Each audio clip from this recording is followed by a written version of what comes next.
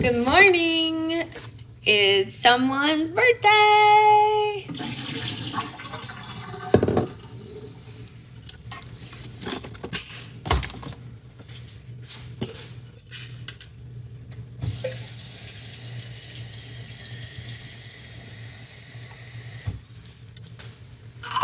Happy birthday to you. Happy birthday to you. Happy birthday, dear Becca.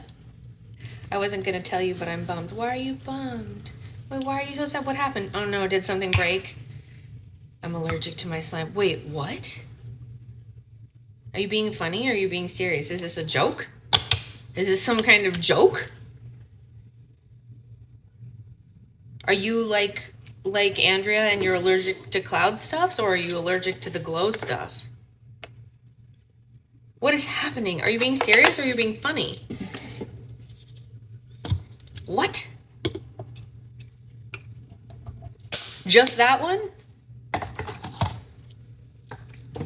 What?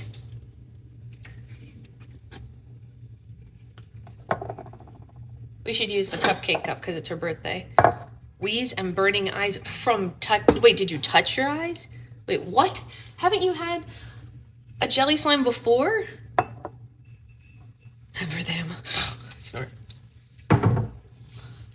I am distraught. Allergic to the scent? Oh, really? You've never had one of the Love Spell ones before? Oh my gosh. I have really good news about this, Becca. You're never going to believe this, though. Do you guys want to hear some funny birthday happiness for Miss Becca, who is apparently allergic to a slime scent? I have good news. You don't know what the good news is? The good news is Sasha was a dum-dum and made a whole bunch of unscented Supernova Girl, but forgot to list them. So do you know where they are? They are still on the shelf in there, so I can send you an unscented one, and then you won't be allergic. Look at that. My idiocy turned out for the best. I forgot to list the unscented ones, so... Okay, well, there we go. You did? You asked for an unscented of that? Oh, no. Did I? Wait, how could you have asked for an unscented one when I didn't even list them?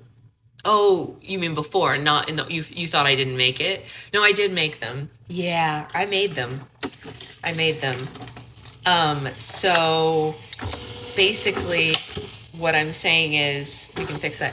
I need you to start selling Michael's or Walmart so I can order some of your slime. I always miss. Oh my gosh. You know what? The only problem is the things that sell in Michael's and Walmart, if you'd separate some, forget you forgot. Oh my God, I did forget, Becca. You're right. I did forget that. But the good news is it worked out in the end. So give that one to someone else and I'll send you an unscented one. Problem solved. What I was going to say about Michael's and Walmart is the things that can be sold at Michael's and Walmart have to be shelf stable, which means that they're not real slime. That is the problem. So you are never going to get actual slime from a big box store. There is some of dope slimes in places like Kohl's in very small batches, which is great. But I think he only sends Butter and Cloud because those are the closest to shelf stable. But the stuff that you get at Michael's or Walmart, generally speaking, is not real slime. It's not made with glue at all.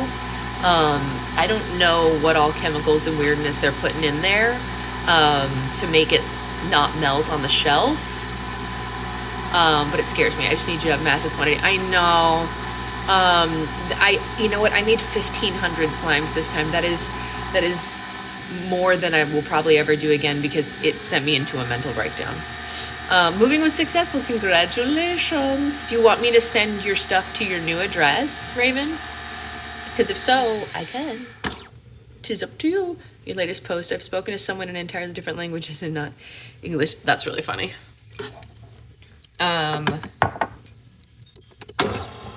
Raven, if you DM me your new address, I can send your thing. No, the PO box is fine. Okay, perfect. All right. I just wanted to make sure. I could have switched it for you if you wanted me to. It's up to you.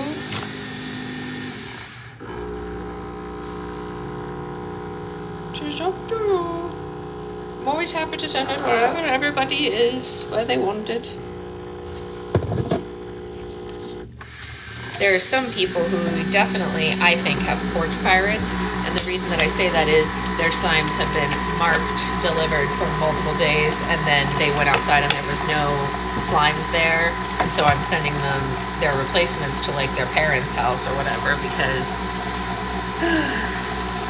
you know, people do be stealing stuff. I had someone who 3 grab bags in a row disappeared. I heard someone abandoned their baby and nobody let me keep her. So that is pretty rude. One of my kids got me flowers today. That's so sweet. I love that. I get a package stolen from, yeah. We replace them, you know, that's all I can do. All I can do is replace them, but it does suck. You know, it does suck. It is what it is. What are you gonna do? Nada.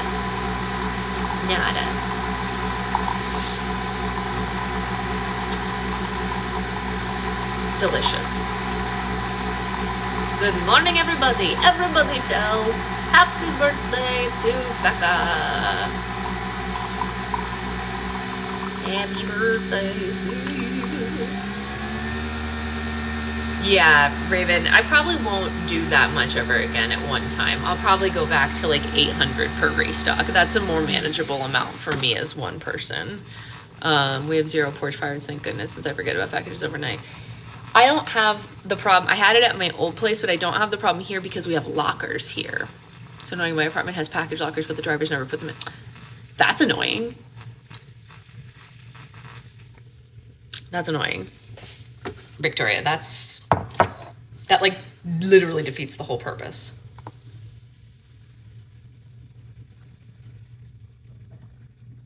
People are always claiming on Nextdoor that we have a lot of porch fires in my neighborhood, but I've never had that issue. Huh. Yeah, they stole Zoe's gift. Yeah, that was, and glue. I really want to know what they thought when they opened that package. They were like, it's crowns and glue. That's really funny, Shira.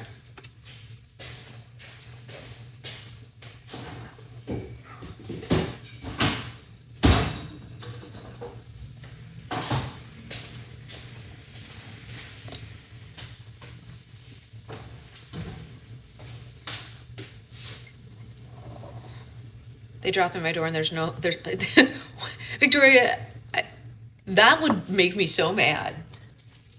What if we start putting in your note, please put in locker, like in the address line? Some people do like, please place on the porch or whatever. We could put, please put in the locker. What if we did that? Is that an option?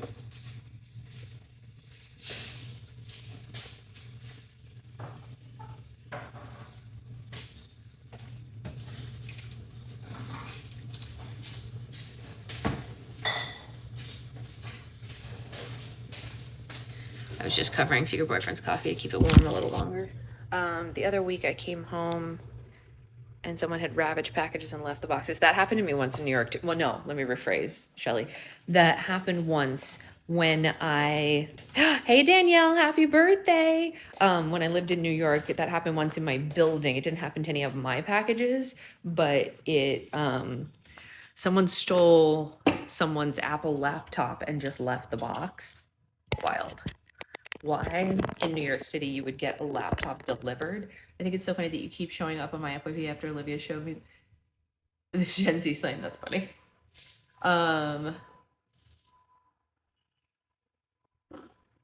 We have so many birthday twins in the house.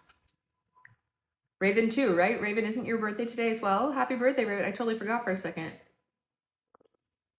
I don't know why companies let their logo show on the box. That is a huge mistake, in my opinion. Like a big company, like no one knows what I am, you know what I mean? But like, Nissa too? It's your birthday too, Nissa? Oh my God, we have so many. That's Rebecca reads a lot. This one doesn't. Happy birthday to our massive amount of birthday girls. I keep hoping if I ever get a porch fire on a day, I really hope it happens like that, Cindy. That would be amazing. It's worse at Christmas. Yeah, it is. No, that's right. This is the 15th. Sorry. Yeah. Okay, so Raven, Becca, and Danielle are all today.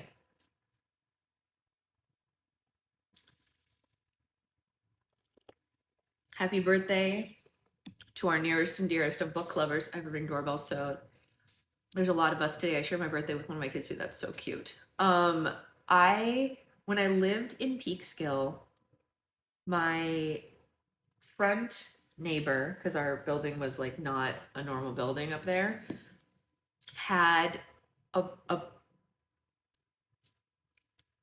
camera, Ring doorbell camera, whatever, for the front, and caught our mail person tossing the package onto the porch, not putting it with the appropriate apartment, just tossing it onto the front porch, even though it wasn't for the front neighbor.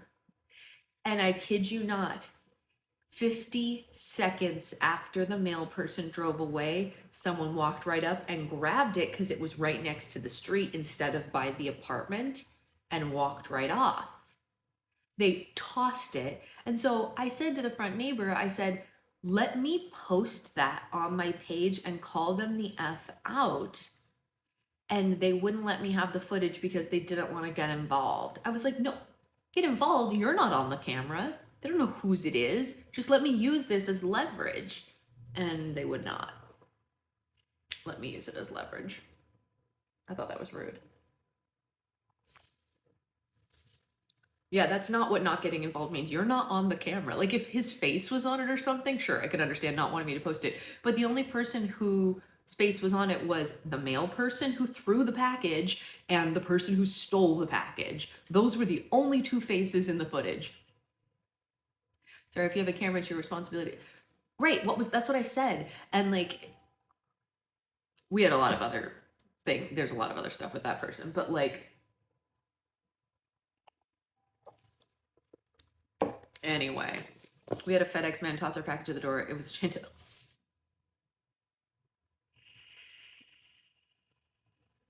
Nope, I live here. Yep. I love this mug too. I love this mug too. It is, I adulted today. I made 3 doctor's appointments since I have insurance again. Congrats on having insurance again on your birthday. This mug was a party favor from my brother's wedding. It actually matches my nails, but I specifically chose this cup today because it's a cupcake and we have birthdays. Yeah. When you started showing up on my FYP, I couldn't always watch. I liked how zombies. That's really funny, Gigi. So Becca, question. We know that you are using the mug she got on my anniversary for my birthday. Exactly. We know that you are allergic to the scent of that slime, which we're going to rectify, so don't worry about that. But the question is, any breaks? Did anything break in shipping? This is the question. $300 Sephora package. Yeah, you have to battle that out. Any breaks? Did anybody break? No breaks. See, this is good. So this morning I did Amazon returns couple. Wow, you're adulting too. I haven't adulted at all this morning except that I drank water and coffee. No breaks, no spills, all perfect. Okay, Becca, did I wrap yours in the new way with the extra wrapping or did I wrap yours in the old way? Because I can't remember when in the packing I eventually figured out to put the extra stuff on it. I want to tell you guys though, the extra stuff cuts my hands. So I'm going to look for something else after this. I'm going to use it until the roll runs out, but it literally has shredded my fingers. Look at this. I'm destroyed. The old way? Okay, but it still worked. Huh, weird. About like 10 orders in, I figured out like new wrapping, but like it wants me to be sad.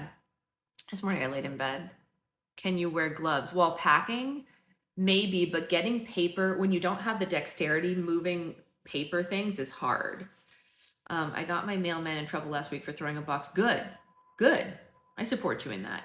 I don't understand the throwing of a package thing. Don't use things that hurt you. I know, unless it's a good hurt. Hey Mallory. So anyway, I hope a lot of people get their stuff today since Becca literally lives as far away from me as possible, and she got her package today. I hope that means that a lot of people are going to get their packages today. I have about 75 more packages to pack. I am hoping to be 100% done. I would love to be done before my hair appointment tonight, but I don't know if that's feasible. But I'm hoping to be done at least by the time the post office closes tomorrow. Yeah, your job is to deliver mail. If you don't want to do it, do something else. I agree. I agree. I bet I get mine in a week. And we'll tour the country first. I hope not. I hope not. That would make me really sad, AC. Will we get to see your hair today? Yeah, I mean, it'll be later tonight though, because the appointment is later. It's late because Ryan is working an event and then I'm meeting him at his hotel where he's going to do my hair. So yes, but like later because the appointment starts at 4. As someone who lives in the middle of nowhere, I probably won't get mine for a week as well. That's a huge bummer. I packed yours yesterday, Tori. Yours should be in the mail. Like you should be getting, your tracking number should start meaning something in the next couple hours. I haven't gotten tracking yet. I know, Natasha, you know what I think it is? Natasha, I think you had more than one. Is that right? It took you a week to get your custom? Yeah, I saw that you packed it and everything. Yeah, I packed it for sure, Tori. So the tracking number should mean something soon because it's already at the post office. No tracking yet. No, Sydney, I haven't packed yours yet because I wanted to make sure that I got all of the scented ones away first and I don't confuse them. You know what I mean? Sydney, your stuff is hiding in another place because you have the non-pined, what do you call it? That's true, Sydney. That's correct. Yours has not been sent. Not that I'm afraid of touching them at the same time. It's more that I'm afraid that I'll confuse them. And so I just hid it in another room so that I can't confuse them. Because, you know, the thing is, everyone's like, but there's a label on it. It's like, yeah, but they all look the same. And sometimes when your brain is like, Natasha, either that or you got the unscented sampler, or not the unscented sampler pack, the unconventional sampler pack, Natasha. That could be. Those are on the last to be packed because I'm trying to do it logically by order of like where everything is so that I'm faster. And the unscented sampler pack is the farthest away from me. I mean, the unconventional. Hide it in a room and find it 2 years later. No, I know where it is. It's with my personal advent calendar slimes. That is where her slime is sitting. Her slime is sitting with my advent calendars and with Tressa's black tar that's unscented that I forgot to ship to her. That's where it is. Truth, she wanted me to shush about my package. I mean, no, it's just a lucky accident. I didn't get a sample pack, but I'm not worried. Oh, then maybe yours is sent. I think almost everyone who doesn't have a sampler pack was shipped already. I don't know. I'll look into it later. I figured you haven't done it yet. Yes, yours I haven't done yet because I'm trading something out for you, Danielle. Isn't that right? I agree, Shelly. 1,500 was too many.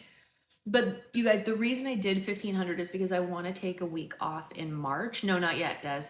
So, did you read your last? Oh, I absolutely did. Not only did I read it, but Secret Boyfriend read it. AC, it's hilarious. We both laughed.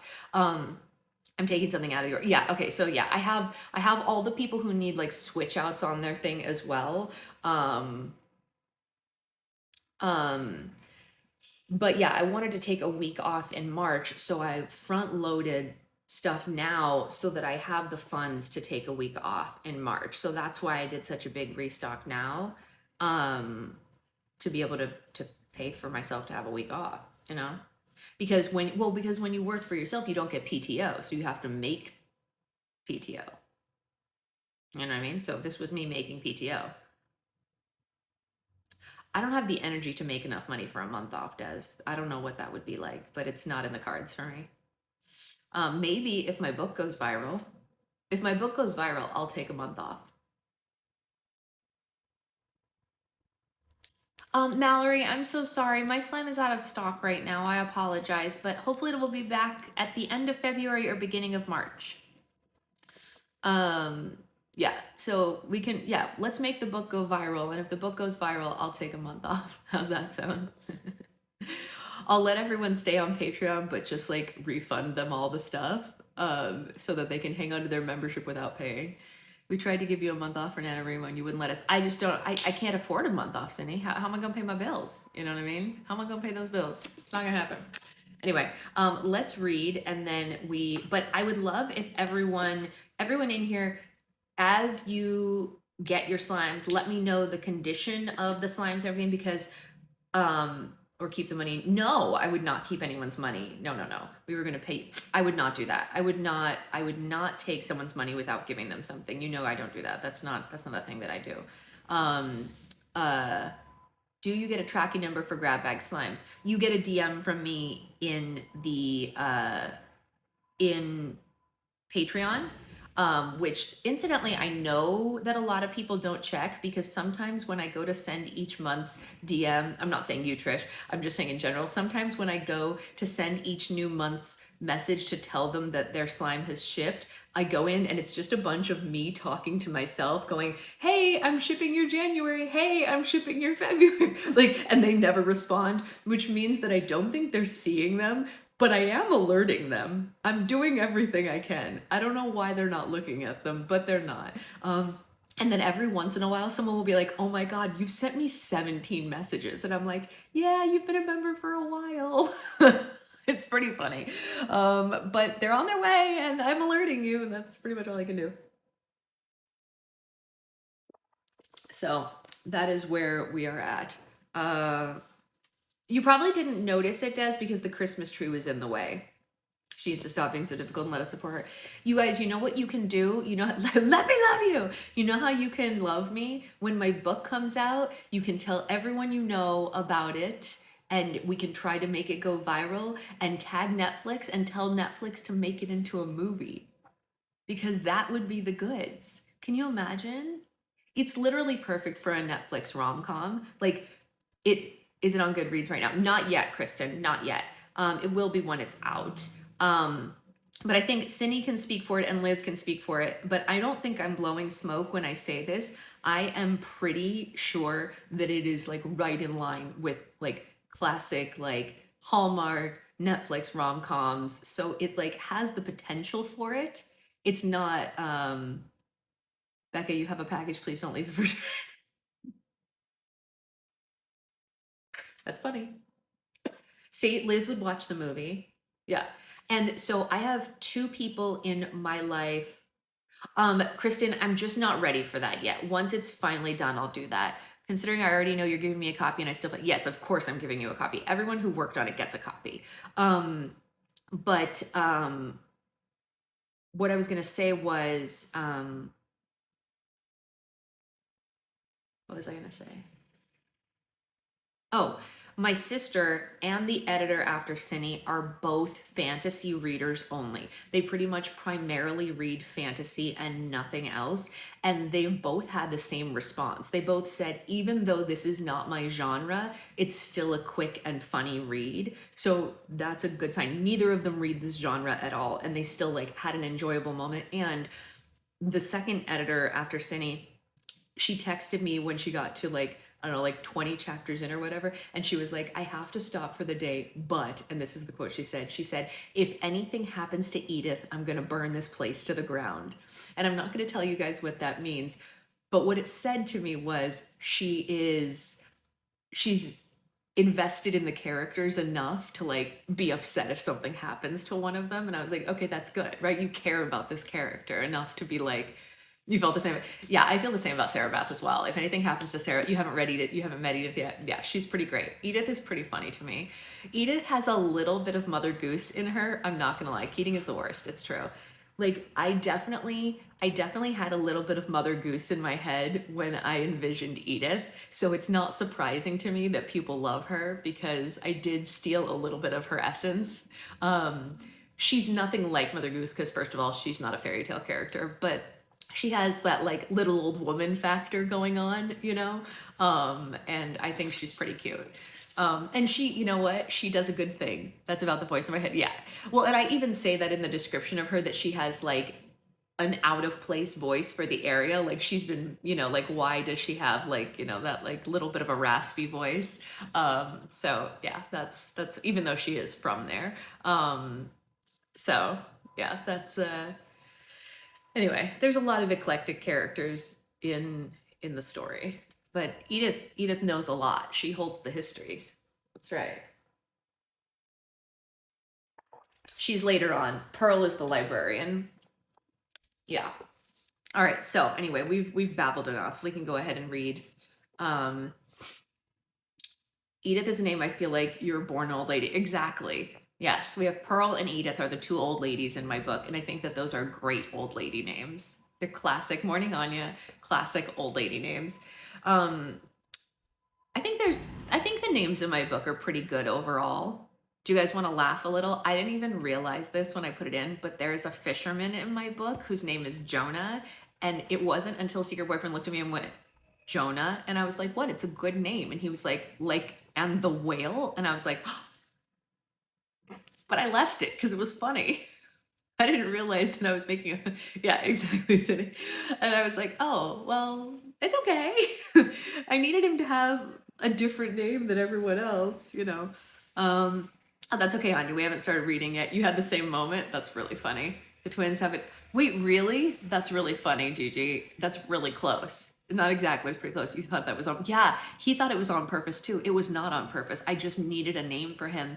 And, um, I know this won't mean anything to most of you yet, but to people who are reading it, I specifically wrote him into the story in a way that leaves it open ended in case we want to do that thing that sometimes contemporary romance books do, where the next book, it's not really a series, but the next book takes a character from the first one and becomes the main character of the next one. And so I left a couple of characters in a position to be the main character of their own stories later if I choose to. I don't know if I will, but I put that there for them in case we decide to give them their own stories later.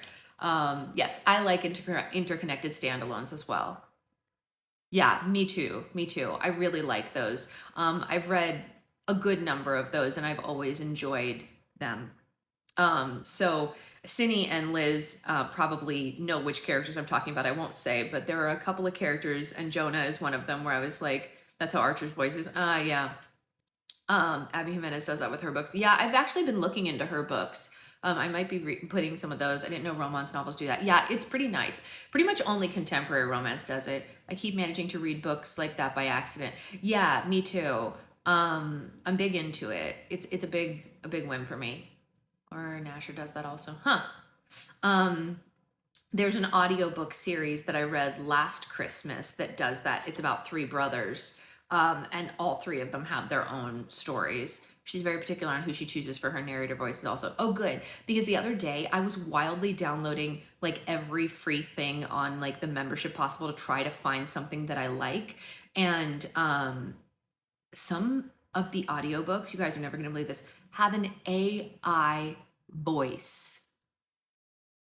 Can I tell you how fast I turned those off? I was like, oh no, no, no, no, no. Yeah, Bridgerton does that for sure. There's no world where I was going to sit for 4, 7, 12 hours and listen to a robot read to me. I'm sorry. Like, that's just not something, it like 30 seconds in, and I was like, what is happening in my ear holes? Like, I couldn't take it. And if he doesn't do it, has to read Twilight. Wait, what? What about Twilight? Um, it was the worst. So I turned those books off, and I was really glad I didn't pay for them. But I'm really particular about voices. If any of you are looking for a really good voice, but I will warn you, he mostly reads spicy stuff. Aaron Shedlock. I don't know if it's a real name. I don't know if it's a fake name. Whatever on Audible. I've listened to everything he's read just because I like his voice. Some of the books aren't even good. I don't care. He has a great voice for reading. So if you want to listen to someone with a really good voice, I need you to bring us. Yeah, that is kind of part of the plan, Cindy. That was a little bit of the plan. Um, yes, world building. Joey should read a spicy book. That would be hilarious. That would be hilarious. Have you seen the videos with the animals with the AI voices? Well, that's funnier, right? That's funny. An audiobook is too much. Like, you can't listen to 6 hours of a robot read to you. An animal with a funny voice, that doesn't bother me. Anyway, we should get into the book. You've got mail, Male. One of the unlikely places I learned some of life's greatest lessons was AOL Instant Messenger, AIM. No shade to Mario Saigig or Queen slash icon Mavis Beacon, but AIM is where I was taught typing. We may have near empty 401ks, but I personally don't think we talk enough about millennials' impressive words per minute. When AOL came out, I think I was around 10 years old, and despite parental controls, the World Wide Web felt like it was at my fingertips. I mean, really. To be more specific, the keyboard was literally at my fingertips, but the process of getting online required a lot of twiddling of thumbs and a household of pinky promises not to pick up the phone. It was a struggle. I miss AIM too. AIM was the bee's knees. Despite our elders thinking we came out of the womb texting, many of us had much more pure and disconnected childhoods. When older generations give us a hard time for our modern conveniences or partake in the "in my day" type discussions, I think they forget that millennials have our own version of the olden days, just in the form of clunky technology I refer to as the millennial-olden days. It's like, yeah, I bet walking miles to school in the snow was hard, but have you ever had to navigate an empty new release VHS shelf at Blockbuster with a sleepover crew in tow that will never achieve rental consensus? Have you ever had to spend a night being disinvited to a slumber party in solitude, only to play solitaire and fail to experience the abundance of flying card stack graphics in an of its time make it rain that you hoped would solve your pain? Have you ever played fast and loose with LimeWire computer virus that will come to your Windows 95 before your Melissa Etheridge album ever finishes downloading? Your skin just gets tougher when a burned CD takes 8 hours to buffer, and no one respects millennials for the baby pirates we once were, committing federal crimes on the daily to pay our respects to the arts but not paying anyone in the arts. That's funny. With America Online, once you cleared the phone lines, you were forced to withstand the unique audible hazing that the internet made us go through before we were allowed to join in on the fun, the sound of dial-up. After nearly 5 minutes of listening to combinations of beeping, screeching, and scratching, it began to sound like two machines in a cat fight.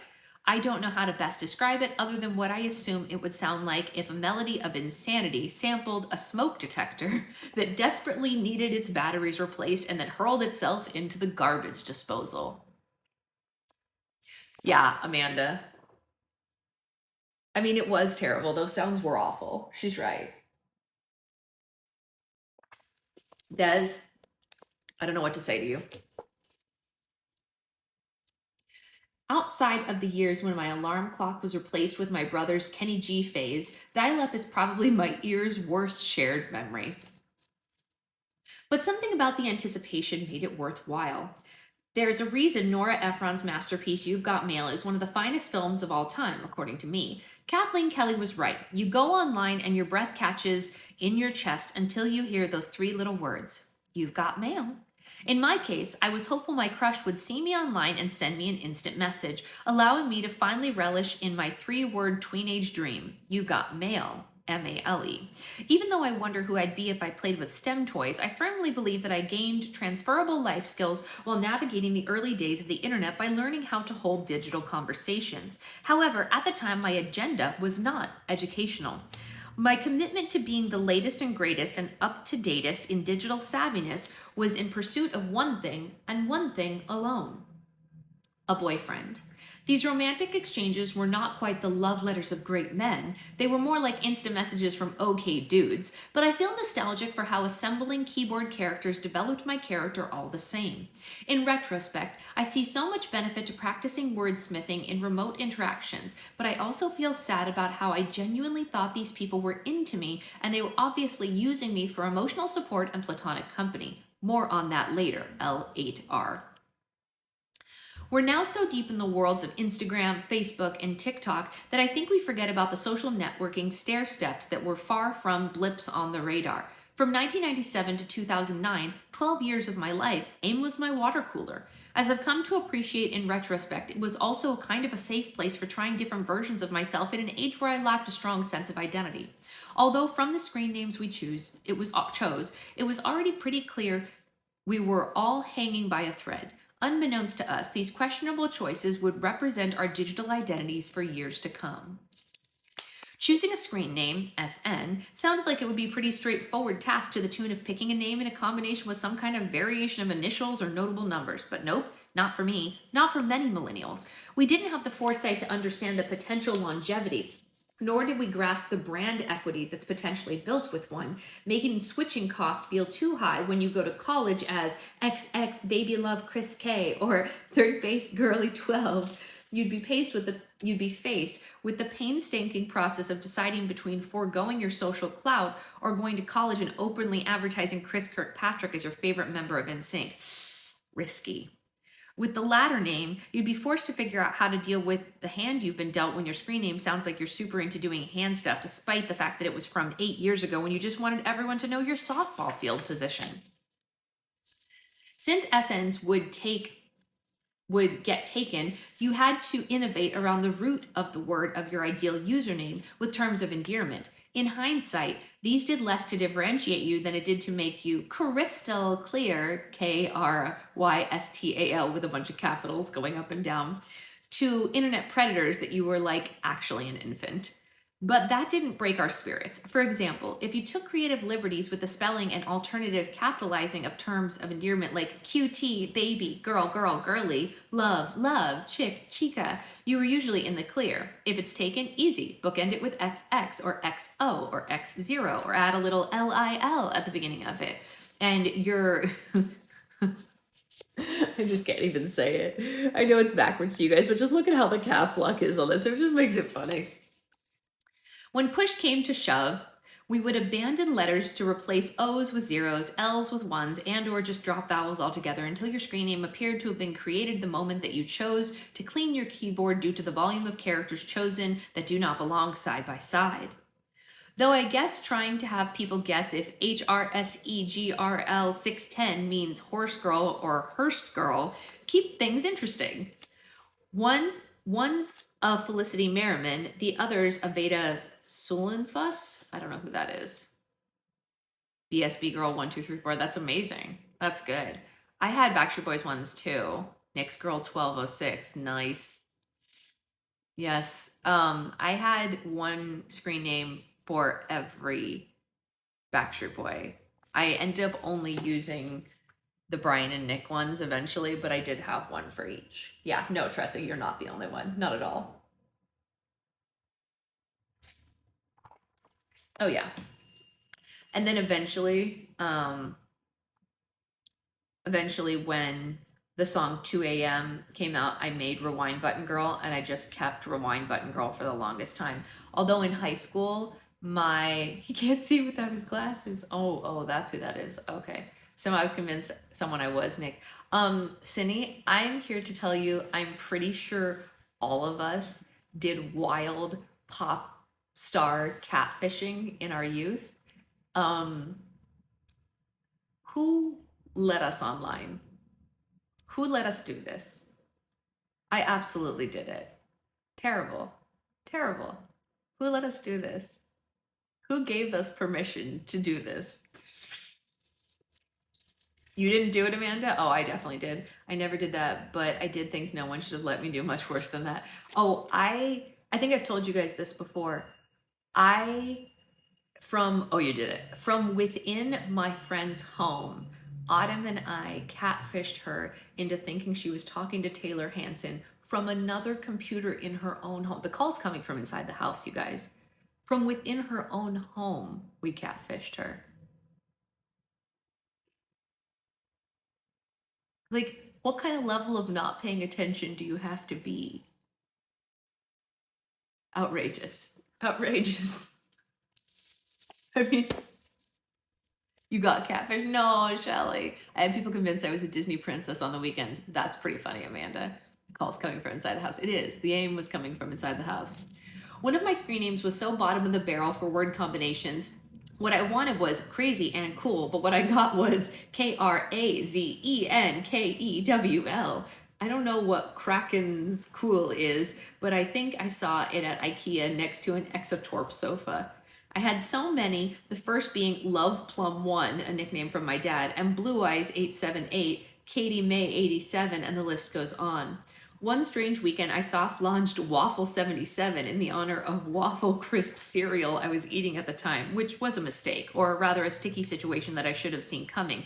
Not just because I was starting to perspire that faux syrupy glaze, but also because it would solicit randoms in the chat room to ask me about my nooks and crannies. I have a vague memory of being with a friend when she started an account, and it was supposed to be something like, I don't know, 4048, but she could only get IDONNA 4048, which completely changed the integrity of the brand. And I don't know why I still find it funny, but I, Tonya's got nothing on Donna, because that same friend, we'll call her Vanessica, hacked into my other friend's AOL account and IM'd me, and then proceeded to suspiciously jump into Vanessica's so annoying. Let's not walk home from school with her tomorrow. Suspicious, and fresh off my peek in Harriet the Spy days when I didn't understand that it wasn't normal to bring a fresh notepad and trespass on your neighbor's property. I had the sleuthing wherewithal to sign off and call the friend's house who was allegedly IMing me, and lo and behold, the signal wasn't busy. Therefore, I knew she wasn't online. It was obvious that Vanessica tried to trap me into talking badly about her so she could use it against me. Did someone put tariffs on imports? I am spilling this tea. I wish I could tell you about the dramatic calling out or falling out that I responded by being like, I love Vanessica. She's such a great friend and I never want to leave her out. If she was trying to trick me before I had done anything wrong, I couldn't imagine what she'd pull if I made her feel called out or embarrassed. I was less focused on her doing something mean and more focused on the fact that she was doing something mean to me because it meant that she didn't like me. I was always less concerned with justice or being right or interested in doing something in my power to get people to like me. This is a terribly unhealthy behavior. It's almost like I heard the phrase, keep your friends close and keep your enemies closer, and I Amelia Bedelia'd that shit and took it literally, maintaining friendships with people who were mean to me in the absence of personal benefit. While I've gotten better at this, today I find it remarkable that anyone can eat, sleep, or breathe knowing someone else is mad at them. The other big AIM drama from the early days is when my friends, we'll call her Elizabethica, made so much fun of me because I allegedly put the wrong lyrics to Cisco's thong song on my away message. I put, she has dumps like a truck, truck, truck, and she told me it was drums like a truck. No, it's not. It's not drums like a truck. That's really funny, Sydney. And proceeded to laugh maniacally in multiple IMs, ridicule me, and bring it up again at school that I'd messed up the lyrics. And the whole time I was right. That's right. She was right. Yeah, okay. Isn't it weird that this still bothers me? There are a million things you can make fun of me for, but when your talents are few and far between, it stings to be ridiculed for something you know you're actually good at. I'm nothing if not a vault for 90s top 40 lyrics, and I felt uncool that my lyrical integrity was being put into question. With parental controls, and I think mine were on young teen, you could instant message, but you couldn't get on the World Wide Web. Without Ask Jeeves or Alta presenting me with the lyrics from Vista, I had no way of knowing I was being so aggressively gaslit by Elizabethica in real time. Lord knows I didn't have the album leaflet. The Thong Song single would never have been allowed in my house. When we would cruise around in my mom's Ford Windstar, one of the features was the ability to mute the radio from the back. Among my siblings, one of our favorite songs was Torn by Natalie Imbruglia, and we'd take turns hitting mute when she'd sing the chorus lying naked on the floor. In retrospect, my mom's not a weirdo. She wouldn't have cared. It's not like I grew up in that footloose town. I get her not wanting me to scream, sing in 5th grade, is she buff-hearted like me? Would she go down on you in a theater? Per the Alanis of it all. In fact, I was so committed to sexy song lyrics that one time my parents found the lyrics to Shaggy's It Wasn't Me in the printer tray, and I'm 99% sure it was me who printed them out. I have to laugh thinking about my mom and dad reading a Word document printed with words like, picture this, we're both butt naked banging on the bathroom floor without melody or context. They called a family meeting, and an impressive moral loophole, we all denied it, but never lied saying it wasn't me. They all asked what it was, and having no idea it was the song title and not a formal alibi. Oh, that's funny. That's funny. They were all saying it wasn't me, but that's the title of the song. That's very funny. Anyways, back to emails. One option for digital seduction was to create a screen name involving a hobby or interest you did not possess in hopes of impressing your crush. While I was in the throes of tween orthodontia, I didn't have many options for a boyfriend at school, and I set my sights on four more elusive creatures. A vacation boyfriend. Ideally, we would keep in touch via AIM through the school year, and I could pretend that I was spoken for to look cool while also keeping my options open in case I found a boyfriend at school who could, like, do things and, I don't know, hang out in person. I always heard girls in my class mention hot guys they met on the beach, and I wanted in on the action. I had also been watching a lot of Mary-Kate and Ashley movies, and I simply couldn't move forward in life without recruiting a local hottie named something like Blake or Riley for a 3-day whirlwind romance that would culminate in a jet ski montage. To this day, one of my core goals in life is to vacation at Atlantis in the Bahamas and get myself romantically entangled in a ring of stolen antiquities wearing a Fendi bucket hat like Holiday in the Sun. That's really funny, Cindy.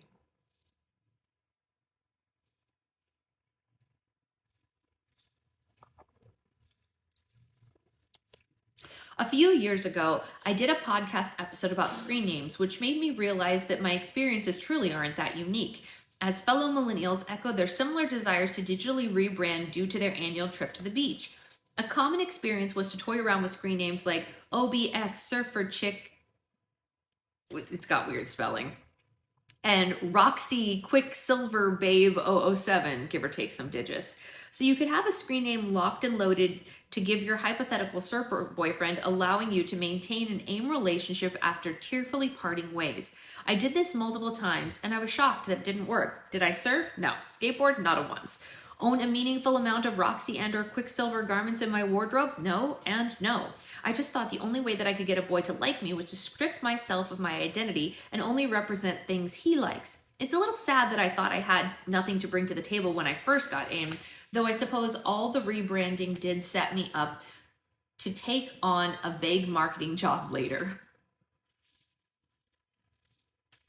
Now that I think about it, creating a screen name about a hobby I didn't have so that I could impress a boy I had yet to meet to maintain a relationship that did not exist is truly the delusional girl boss behavior, and I love that for me. And now there's a small aside about so random vacation boyfriends. Are we ready for so random vacation boyfriends? I did not have a vacation boyfriend, you guys. Oh, my Lanta.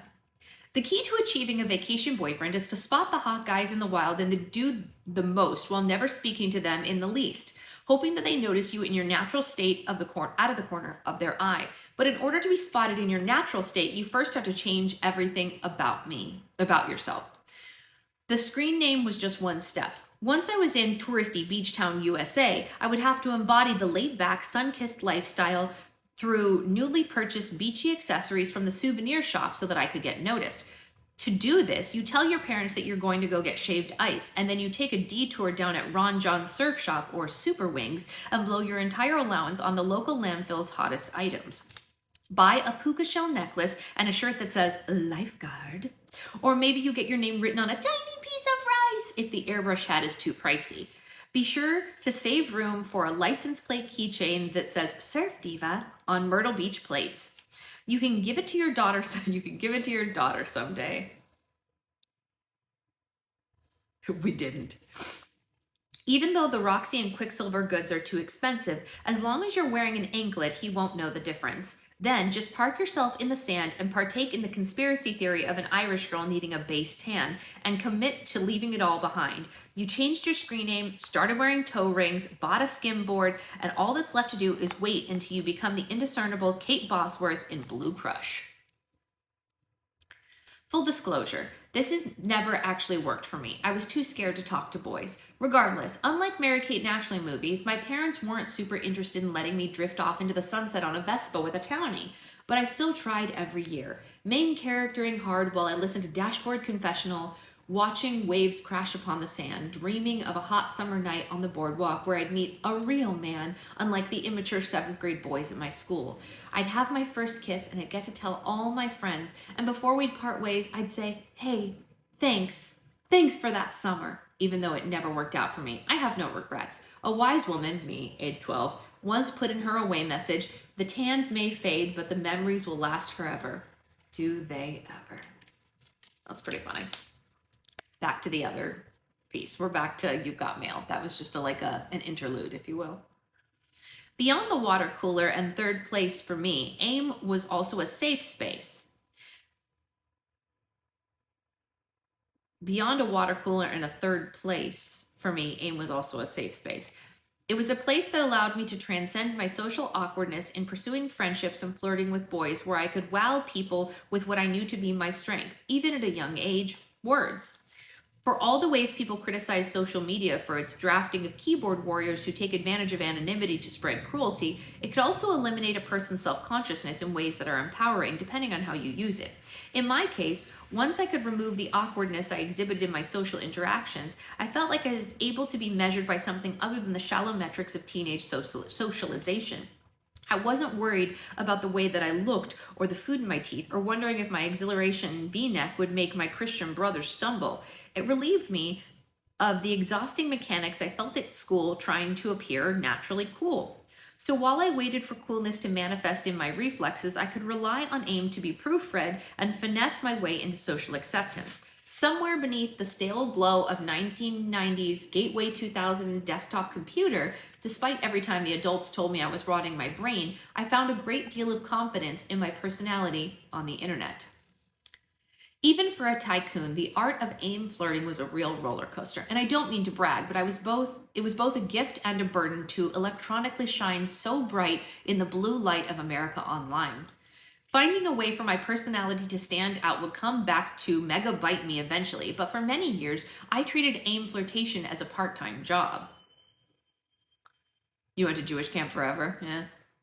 I remember having multiple chat windows open at once, hedging my bets on which hottie would see me as his model girlfriend when I'd strike my pros. When I started to get emotionally invested, I'd position myself at a specific angle on the couch so that the reflection of the desktop in the TV entertainment center could let me down easily if I wasn't receiving a response. First, I'd minimize the window so I'd see their blinking status in the glass notifying me that someone had replied, so I could manage my anticipation prior to seeing the text. They say when God closes a door, he opens a window. But on AIM, when you hear a door close, you logged off Windows. The door slamming sound reverberated through my very soul if my crush signed offline without a proper goodbye. Like the personalized ringtones of days to come, you could adorn your crushes with custom sounds like moo or cha-ching when they signed on, putting a playroom bat signal telling me to make myself available. I vividly remember the rush that went through my body when seeing my crush sign online, the anticipation of hoping that he would IM me first, while I waited with bated breath that I use my muse for a future away message about life, not being about the breaths you take, but about the moments that take your breath away. Hitch. After one too many nights clogging up the phone line waiting for a crush's return, I had to rethink my strategy. Nowadays, it's popular to say if he wanted to, he would. But in my world, I was very accepting of, he probably wants to, but like, what if his mom picked up the phone and he got kicked off, or he has homework, or his internet isn't working, or he's playing hard to get, or what if he wants so badly to, but he just can't right now? Once you realize none of those things are happening and he's not interested, you have to regain your power. This is where away messages and idle statuses come into play. An away message was a beautiful thing. It was like an out-of-office message for teenagers who never actually left the office but wanted to appear busy and as interesting as possible. Now that I think about it, we were glamorizing turmoil and prepping ourselves for the hustle culture from a young age with our packed schedules. One way to get noticed was to publish your daily calendar for attention, where you have the sexiness of scarcity given your back-to-back day. But by sharing it in detail, it's an open invitation for how to reach out to you, i.e. crazy school day, school, volleyball, CPK, Emily's house, homework, more homework, hit the cell. So your crush knew that you were way too swamped to be thinking about him, but you were still very reachable in person or by phone. A common form of subtle seduction was to indicate that you were in the shower or the bath in some way with shower power, giving your crush an opening to reply with something suggestive like, wish I could join, winky face. If you were feeling like your physique wasn't quite where you wanted, alerting the messages with working on my fitness from Fergalicious was a way to brag that you were physically active, while also reminding your love interest that Phil Vassar won't be the only one showing up to summer with a six-pack. I had a period where I shared a lot of aggressive Vince Lombardi quotes about victory, sports, and athleticism. In retrospect, it's like, relax, you're playing freshman volleyball. I'm not sure you need to be projecting onto your peers that no guts, no glory lifestyle.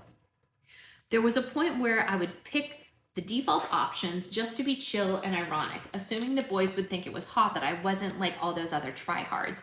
You could pick, I'm away from my computer right now, but I found options like, I'm unavailable because I'm playing a computer game that takes up the entire screen, to be spicier. But sometimes away messages were simply there to inspire you to be the change you wish to see in the world. Maybe you weren't having a good day or a moment of clarity and thought that it would be important that your peers remember that. It's not about wanting for... Wait. This is written in like up and down caps lock, so it's hard to read. It's not about waiting for the storm to pass. It's about learning to dance in the rain. 4 and 2 are numbers. Unfortunately, you probably made a person's tough day measurably worse by choosing to write it with a migraine-inducing combination of radioactive fuchsia on a lime green background, but the intentions were there. She's right, it did give me a migraine. Away messages were also a great opportunity to turn passive aggression into an art form. Instead of telling people how you felt, or God forbid, telling people what happened, it was far better to communicate your torment, sorrow, or frustration via an away message so everyone thought it could possibly be directed at them despite having no idea what was going on.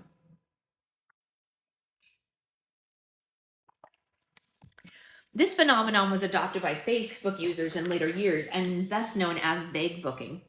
Or people would put things down like send prayers as their status and then proceed to get an unbelievable amount of attention, mostly because no one knew if their thoughts and or prayers would be directed at the big guy because of a terminal illness or because your Toyota Camry is in the shop.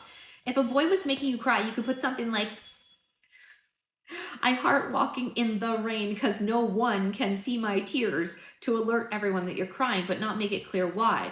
Which is great because you'd return home from your emo walk to a digital Rolodex of concern. If you wanted a boy to know that you're crying because of him, you would say, no man is worth your tears. The one who is won't make you cry. It was always pretty relatable. It's straightforward, but hopefully providing an opportunity for the boy who made you cry to feel bad about it, while also suggesting to another suitor that he could slide right into your open to make you cry less. Right in because you're open to crying less. I like to exhibit my top 40 taste in music along with my troubling low self-esteem with quotes from bands like Train, attempting to solicit male attention with things that weren't so much song lyrics as they were cries for help, like, you see her confidence is tragic, but her intuition is magic. Sometimes, when trying to appeal to the dudes of a stoner persuasion, I'd pretend to be into Fish or the Grateful Dead, once quoting Fish as the artist behind Gin and Juice because of an attribution error in LimeWire I illegally downloaded the song. Dave Matthews Band and OAR were also a safe bet. So putting up something like Celebrate We Will because life is short but sweet for certain was a slam dunk if you wanted to get the attention by reminding a frat star in the training who wears his sunglasses on croakies that you could croak at any minute. What's a croaky? She doesn't know her mother is stalking her. Oh boy, what a way to say that.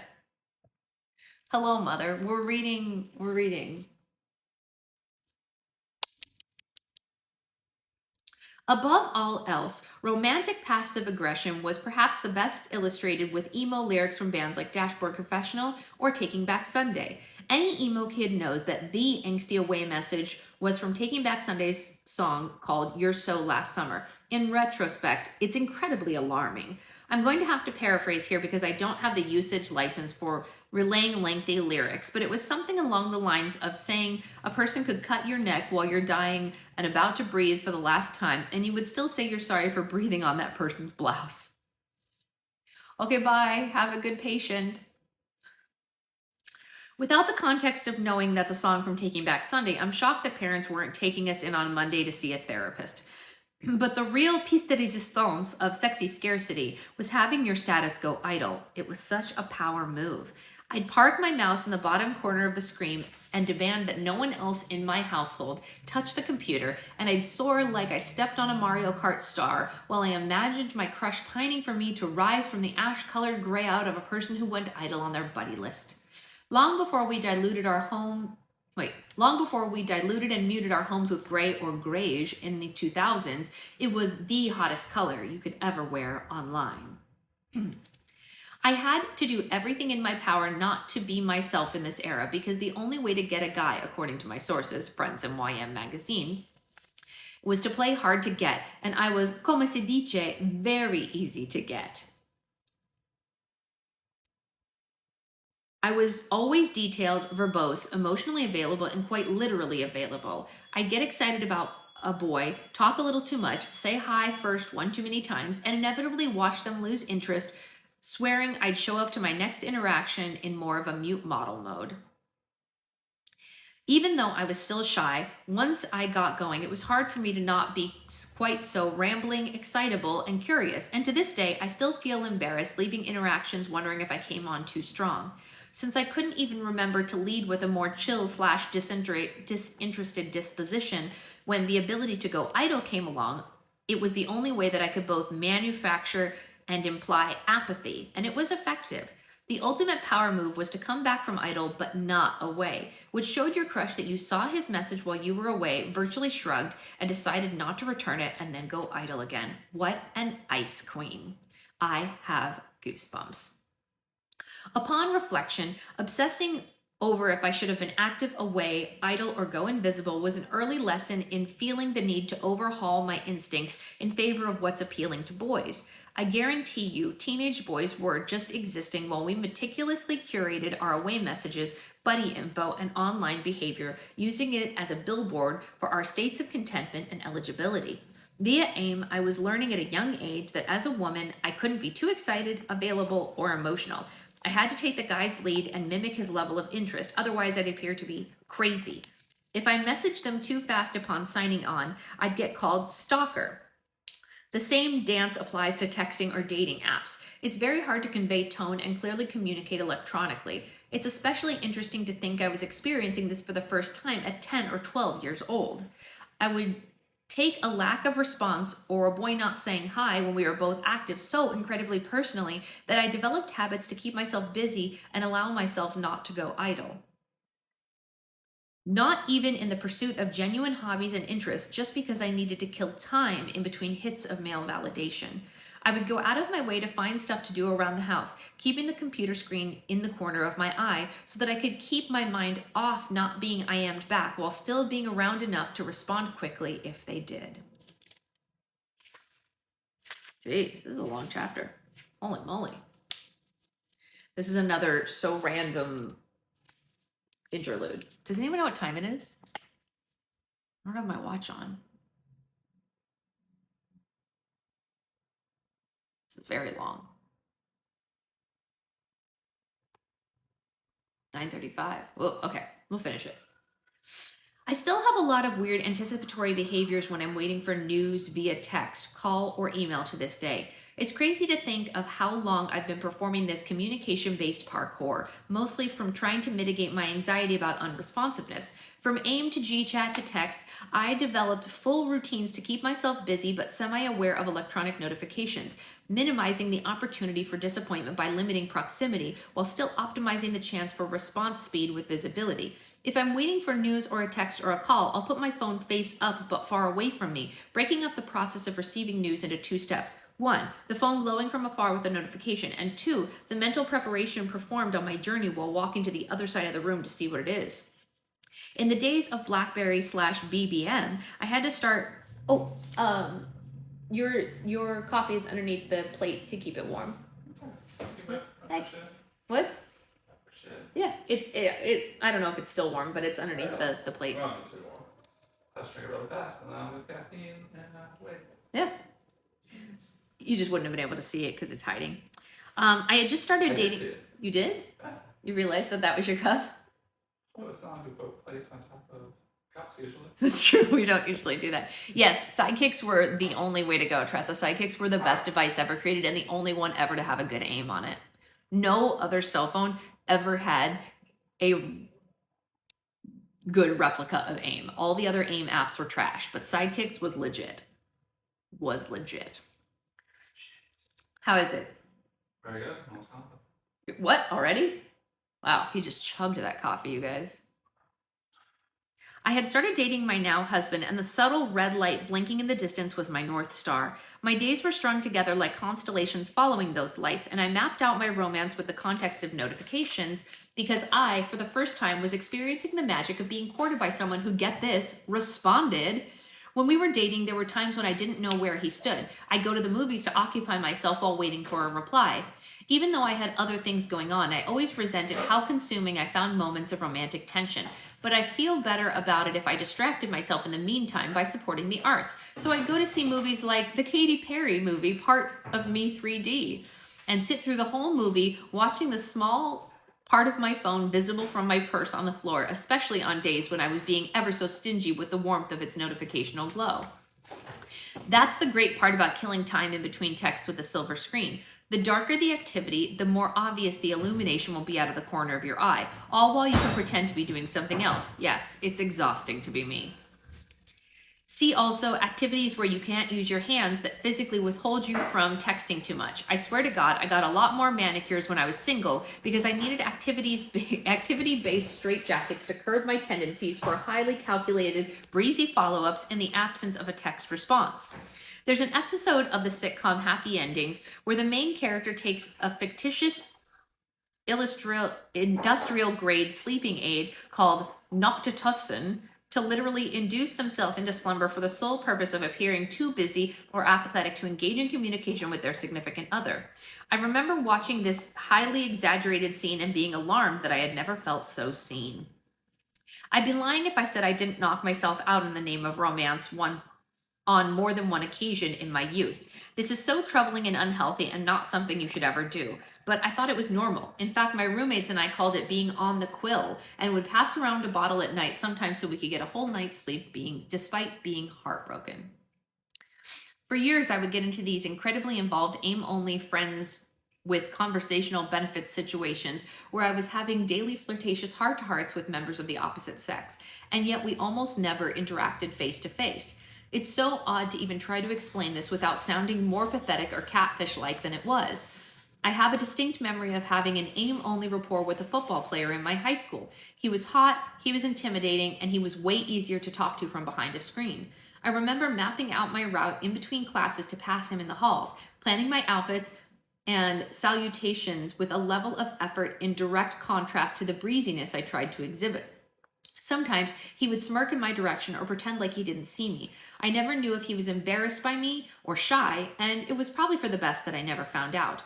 This happened quite often. I'd be too nervous to talk to a boy at school, but we'd develop a connection on AIM and talk nearly daily about our hopes and dreams. It was a flirtatious and mutual fun, and I'd grow meaningfully attached to them, praying that one day at school they'd make a move or formally ask me out. I would really genuinely fall hard and be absolutely crushed when almost always I'd find out that these people asked out somebody else that they barely knew. I'd have full Taylor Swift You Belong With Me style spirals, comparing myself to her, cursing her name, and wondering why he'd pick a girl who didn't know him like I did, who didn't listen to music as cool as I did, and who didn't get his humor like I did. They would always tell me that I misunderstood and we were just friends, or that I read too much into it, or that I was overreacting. They'd say that they wanted to keep me as a friend and that they just didn't see me like that. Many times, they'd have other girlfriends and still I am me late at night wanting emotional support, like a teenage work wife for boys who didn't want to make it work with me. The worst was when they would tell me that they loved my personality but weren't attracted to me. My personality? Ugh, the audacity. How rude to bring up the Olsen twins for the third time in one essay. I hated to admit this, but I knew the second a male complimented my personality, it was relationship death wish. It endlessly confused me for years to come why I would always get such positive feedback on how great I was, yet no one I liked wanted me to be their girlfriend. Can I also say that I'm mortified to have just said that I'm great, but hopefully you know what I mean. People almost overcompliment you in the process of letting you down, and those aren't the words you're left with. And those are the words you're left with to excavate once they've... What? And those are the words you're left with to excavate once they've withheld further communication with you. I don't like that sentence. But yes, not to brag, all things considered, I was very good at digital flirtation. The key word here is digital. I was so painfully uncomfortable in person, but I had fun getting to be a version of me that felt closer to who I was than was able to access at the time in the hallway conversations. In the moment, I always thought I was crushing with saucy discourse, and I'd be surprised over and over again when they'd pick someone else, and then I'd spiral wondering if I'd talked too much, said something stupid, or got carried away. I'd often copy and paste conversations into a Word document and print them out with my Shaggy lyrics to investigate where I'd gone wrong, because the males always seemed to claim it wasn't me when I suggested that they led me on. People who tell you that you read too much into things don't take into consideration that some of us literally read them back, printed them out, and studied them closely to try to talk ourselves out of our hurt feelings. Even though I wanted to be crazy and cool, I knew that I wasn't crazy and I felt taken advantage of. I don't mean to sound like those, but I'm a nice guy types who treat acts of human decency as transactional for personal gain. I would have been cool establishing a friendship if that was the vibe, but it wasn't. Bottom line, I think that I was being used online for a soft place to land, for emotional connection, and for friendship with people that I genuinely had a lot in common with, but I wasn't their type or at their level in real life. They wanted to take advantage of the company of a person they shared things in common with, but they didn't want the appearance of dating, especially in the event of me being not as popular or cool or hot as the people that they typically dated. As I detail this, I have no idea if this is at all relatable to anyone else in the context of AIM, but I do think that this can happen in life, where people will lead you on because they're drawn to you and feel safe with you, but they also weaponize that sense of comfort as a reason for why they aren't sexually attracted to you. To be fair, I'm sure I've done this to people too, but the heartbreaks are far more formative experiences, and they're things that you remember the most. When I read back my journals, it made me really sad that I expressed having everything they seemed to need. I expressed having everything they seemed to need except for how I looked. I mostly felt okay about my appearance outside of feeling kind of plain, and I had plenty of friends, but in high school, college, and my first years of early adulthood, I felt like I didn't get the same treatment as other girls who were courted, romanced, and asked out all the time. That's the thing about self-esteem. It's not about what's actually happening or how anybody objectively looks. It's about how you feel, and it's often a function of how you're treated by other people. Well, While I now see that there were other forces at play that I had yet to notice, the pattern of men saying that they weren't sexually attracted to me eroded my confidence in a way that made me feel unrecognizable to myself after several years. I had a long way to go. I'd be obsessed with the way I looked and dressed and would use male validation as a barometer for my self-esteem for years to come. And this was just the gateway 2000 for the role technology would continue to play in my in my teens, 20s, and navigating the politics of a screen interacting with the matters of heart. And my tense peer interactions weren't the only times online that I got dumped like a truck. Despite the dim angles of the screen, for the most part, I learned a lot from being so committed to AOL Instant Messenger. As much as I resented the ways that digital communication didn't make me feel like I could ever say, I've got mail, I genuinely think it helped me cultivate my personality, sense of humor, and social skills. At the time, this was the social networking equivalent of scrolling TikTok or mindlessly tapping through stories. It was a powerful tool for remote connectivity, and at the very least, it required real dialogue instead of parasocial content consumption. All things considered, I don't think those long nights of meaningful conversations, after long days pretending I was away, were a waste of time. AIM is where I safely navigated the social politics of middle school, high school, and college. No matter how dull a boy made me feel, I knew that I was sharp when it came to words. Even if these online relationships never materialized, looking back, there's something sweet about me getting the chance to build social confidence while I grew out of my awkwardness. This was a very early stage of digital communication, and little did I know that I'd have my whole life ahead of me where I needed to constantly do things like curate an online presence, carefully draft typed messages, and work through how to convey humor in the absence of tone. Not to mention navigate the fine lines between quick and desperate, leisurely and disinterested. I genuinely think so few things we do are a waste of time. It's what you do with it that counts. Eventually, I would move on to being a Facebook wall climber and then a G chatterbox until I found my footing on Instagram stories and in podcasting, and my love for the internet social club is still alive and well. Sometimes I still feel guilty, like I'm conning people through the screen to think I'm much more interesting than I am in real life. But at the same time, who I am in real life is a person who is able to come to life virtually. When you're a creative whose livelihood subsists of cultivating a digital audience, that becomes a skill in and of itself. I had to get myself out from behind the screen to get started, but I think I knew deep down there was someone out there who would think I was interesting in person and whose presence I didn't make feel like I needed to say I was in the shower or fake a surfing hobby to solicit their interest. Did I stop seeking validation? Of course not. I just set my sights away from the ocean and said, take me to the lakes. There was a summer camp that I heard had water skiing. What could go wrong? I figured learning an actual water sport could only help. I may have lacked confidence, but I had always been resourceful. And at first I don't succeed, I just aim somewhere else. AIM somewhere else. Ooh, that was a long one. But AIM was a formative time for all of us, so I could see why she had a lot to say about it.